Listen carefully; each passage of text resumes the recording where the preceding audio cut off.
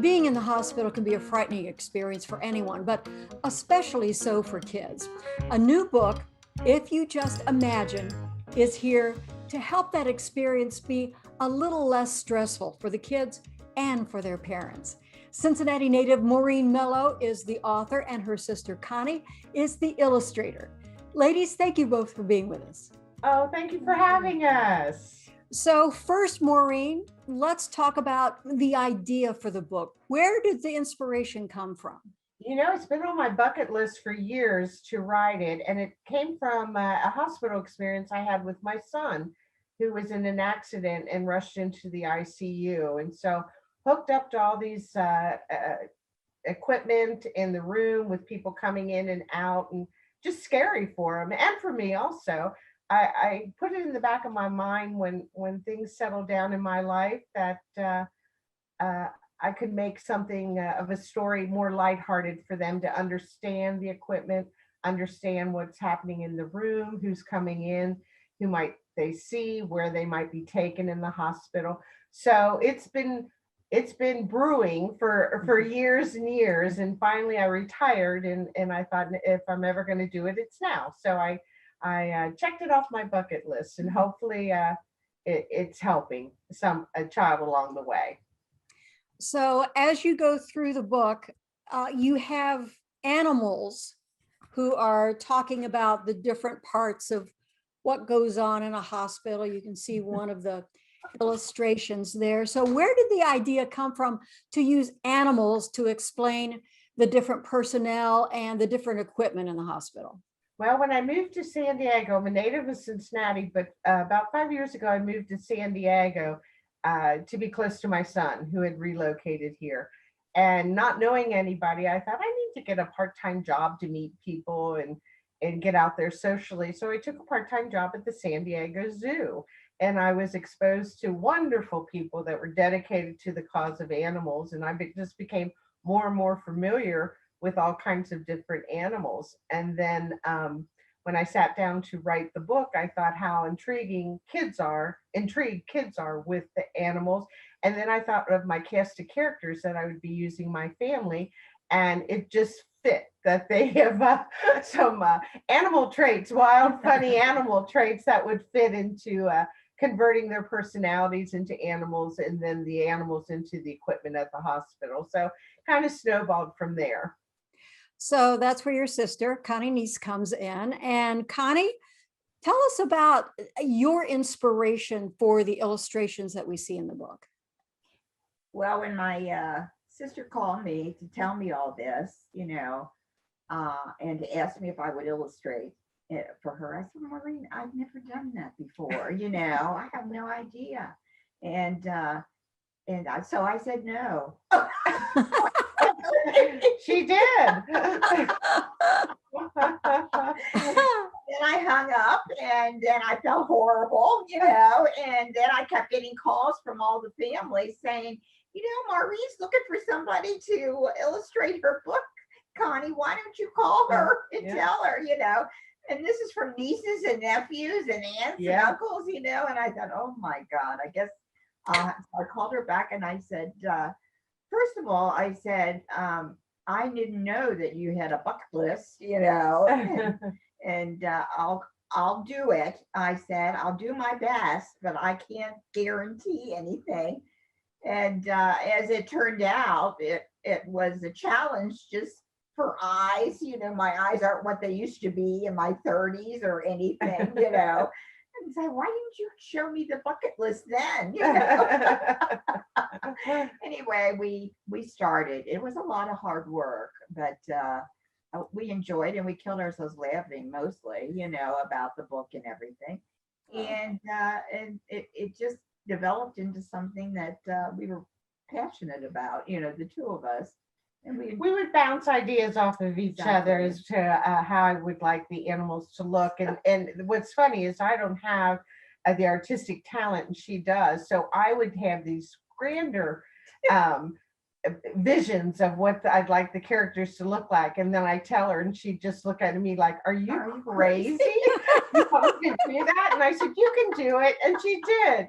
from the book, you can tell she just brought it to life and did a great job. I couldn't have done it without her. Oh, well, it's so nice that the project's done and you're still laughing and you're still Yes, to each other. yes. So that's a good thing. Yeah, that could be. It was Yeah. a great experience for There us. were many times that I said, okay, it's your book. You know, we go to bed, you know, and then in the morning I come down, okay, it's your book. Yeah. We'll do it your way. Uh-huh. You know, or redo it, you know, Yeah, redo it, you know, and you know, we just would say, I am not changing the hippo again. I refuse. But I told her when I submitted it, I said, I'm happy with every character. You did great, you know, which she did.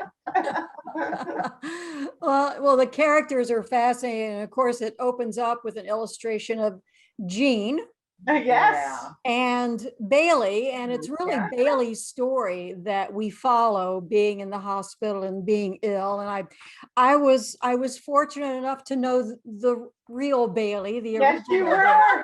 There you go. I forgot. Yeah. Yeah, who was a sweetheart. Yeah. But Thank you. Betsy had a Katie that I loved equally as a Beagle Katie. Yeah. yes, we had two beagles who were very sweet, and Yes. and Maureen, you were a favorite of Katie's, that's for sure. But just taking a look at, here's another one of the illustrations, and here's, you know, the doctor. Of course, it's maybe no surprise that the doctor is a lion. But then there are female doctors too. I'm glad that Yes, you there added are. that, There are. Maureen. So of course, this book came out in the middle of everything being shut down here the last few months. So where have you been able to get the book in so that especially kids can see it? Of course, it's available on Amazon, but you've been able to make some inroads in some facilities to really get it to the kids who are facing that kind of scary hospital visit. Right. We've been very fortunate. We have the book in Dayton, Ohio Children's Hospital. We have a few up at Cincinnati Children's Hospital. We have St. Jude's Children's Hospital in Memphis, some books there, and then Ronald McDonald Houses in Cincinnati and in Florida. And we were fortunate, we just got a call actually right before speaking with you from Lucille Packard Stanford Children's Hospital here in San Francisco, where Connie lives, and we're going to drop off some there. They welcomed the donation to the hospital, so I was real pleased with that. A lot of the hospitals need to review it before they agree to it, you know, because of their way of operating. Not everybody operates the same way. Maybe they use a different term and things like that. So it's taken a little bit longer to get them into the hospital. And with the COVID restrictions, that's been a challenge. But we're making progress, and I'm pleased to say that I know it's in the hands of some of the kids in the hospital. So we'll keep at it. Because it does make the hospital visit interesting, and it explains so much of the machines and the tubes and everything that you know, even adults, it's a little scary for us as well, but you know, you're able to explain it. So Connie, you helped Maureen get her bucket list checked off. What's on your bucket list? One foot in front of the other right now. Don't fall. Betsy, I told her, I said, you know, this was the hospital. I said, would you like to do a book about a child going to the dentist? And she went, no. And I said, okay, I thought I'd just run that past you. So I don't know if her illustration days are over or not, but I'm going to give her some time. Well, the illustrations, I mean, it's even the back cover, it's just so bright and colorful, and I know, we love that part. and the animals are there to explain the whole trip and what it means to go to the hospital. So I think that it's something that not only the kids can get some benefit out of, but I think the adults can get a benefit out of it too, as they read the story. Yeah, we hope so. Thank you. Because, you know, as I say, it can be it can be scary. Like you were talking about when Jean was in the hospital, you know, you're sitting there and you're worried and you see all these machines, and it's got to be stressful for a parent too. So it's, I think, the kind of book that can put both groups at ease. Thank you. Well, to tell you the truth, Betsy, unfortunately, I had to have a hospital experience where I had to go into the hospital for to take a kidney. I had a cancer on one kidney. And to do that, I had to go by myself to the hospital with a duffel bag of clothes and go in by myself, you know, just they wouldn't let COVID. anybody into the hospital at all. So it is, I was going and I'm thinking, I was, you know, thinking of the book about how we had written about the signs, you know, and everything up there. And I'm thinking, oh my God, this is like walking through the book. book. When she came back out, she said, I lived the book. I lived through it. And I said, great, great. Yeah. So yeah, it was very interesting to say the least. Well, it's eye-opening for kids and for their parents as well. It's called If You Just Imagine. If you have need for this, if you have a youngster who may be heading for the hospital, you can get it on Amazon, or your hospital also may have it there. Connie, Maureen, thank you both very much. I'm so excited for this book.